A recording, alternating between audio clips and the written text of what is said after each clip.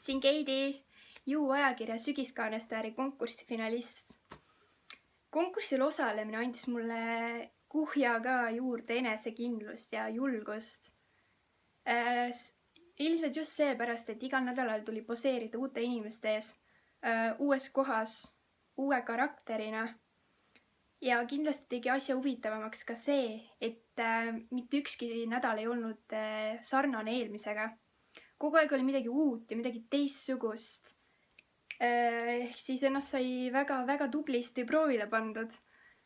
Ja mis peamine, seltskond oli väga super. Kõik olid nii toredad ja sõbralikud, abivalmid. Juttu jätkus alati, mitte kunagi ei olnud igav. Ja just seepärast sinul kui huvilisel soovitan minna 30. septembril Ju ajakirja castingule, kus ajakiri otsib omale uut kaanestaari talvenumbrile. Rohkem infot saad Ju kodulehelt www.ju.ee.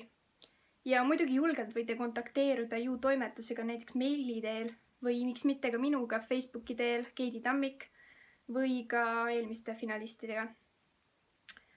Ühesõnaga, ära maga oma võimalust maha, sest see võib olla just sinu tee modelli maailma suunas.